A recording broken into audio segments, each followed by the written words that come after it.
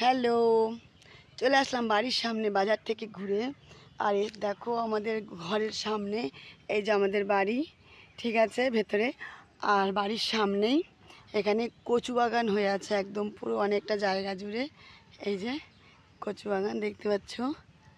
এই কচু শাক খেতে কার কার ভালো লাগে কমেন্ট বক্সে জানাবে।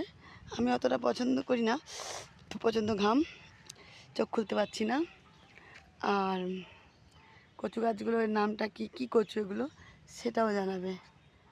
আর কচুর গোড়া থেকে আমার মনে হচ্ছে যত সম্ভব অনেক সুন্দর সুন্দর কচু লতিও হয়ে আছে, কিন্তু আমি আর এখন ওই জঙ্গলে ঢুকে তোমাদেরকে কচু লতি দেখাতে পারবো না, আমার একটু ভয় লাগে। তবে দূর থেকে আমি দেখতে পাচ্ছি নিচে দেখা যাচ্ছে যে লতি বেরিয়ে আছে অনেক। যেহেতু আমার এখন আর জঙ্গলে ঢোকার মতন অভ্যেসটা নেই, তো আমার ভয় লাগে একটু। আমি এখন জঙ্গলে ঢুকে তোমাদের কচুলতি তুলে দেখাতে পারবো না, তার জন্য অনেক দুঃখিত। যদি ভয়টা না থাকতো আমি অবশ্যই জঙ্গলে ঢুকে সুন্দর সুন্দর তাজা তাজা লতিগুলো তুলে দেখাতাম, আর সেই লতি রেসিপিটাও বানাতে পারতাম, কিন্তু আমি এখন পারবো না। অনেকটাই দুঃখিত বন্ধুরা, কিছু মনে করো না। কেননা গ্রাম পরিবেশ ছেড়ে দিচ্ছি, অনেক বছর হয়ে গেছে। তো এখন এই জঙ্গল টঙ্গলে ঢুকতে আমার কিন্তু অনেকটাই ভয় লাগে। যতটা পারি দূর দূর থেকেই আমি শুধু ক্যাপচার করে নিচ্ছি, কেননা আবার যখন চলে যাব কয়েক বছর এই পরিবেশটা আবার দেখতে পাবো না, তো সেই কারণে। আর এসছি যতক্ষণে, তো আমার প্রিয়জনদের প্রিয় বন্ধুদের একটু তো আমার বাবার বাড়ির পরিবেশটা দেখানো দরকার। আগেও অনেকবার এসেছি, তখন যেহেতু আমি সোশ্যাল মিডিয়াতে অ্যাক্টিভ থাকতাম না বলে আর অতটা লক্ষ্য করিনি। আর এখন যখন সোশ্যাল মিডিয়াতে অ্যাক্টিভ আছি সকলের সাথে, তো এটা আমার কর্তব্য। আর সামনে একটা বড়, বেশ বড় সড়ো চালতা গাছ হয়ে আছে, চালতাও হয়ে আছে, ওর মধ্যে একটু দূরে আছে বলে অতটা দেখা যাচ্ছে না।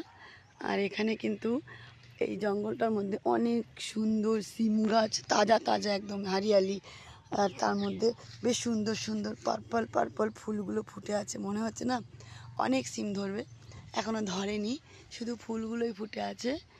একদম জঙ্গলটাকে পুরো জুড়ে নিয়েছে, যেহেতু সিম গাছগুলো লতায় লতায় লতায় লতায় বেড়ে যায়, সেই কারণে বেশ ভালোভাবে জায়গা জুড়ে আছে সিম গাছগুলো।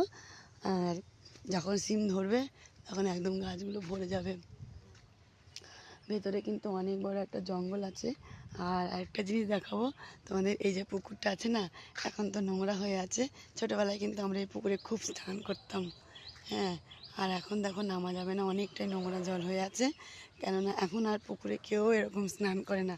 আমরা সাঁতার কাটতাম, স্নান করতাম, আমাদের দিনটাই আলাদা ছিল, কিন্তু এখন আর কেউ স্নান করে না এই পুকুরে, তাই নোংরা জল হয়ে আছে। ভেতরে কিন্তু অনেক বড় একটা বাঁশ বাগান আছে। সবাই দেখি না আদিবাসীরা যে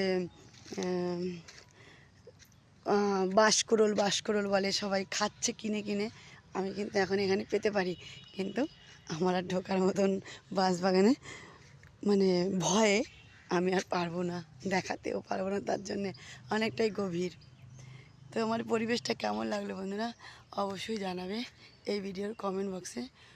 আর অক্টোবর মাস প্রায় শেষ হয়ে গেল, একদিন হয়তো আছে, মনে নেই আমার ডেটটাও তো এখন, কিন্তু গরম কমছে না, দেখতেই পাচ্ছ গরম কোনো রকমে কমছে না।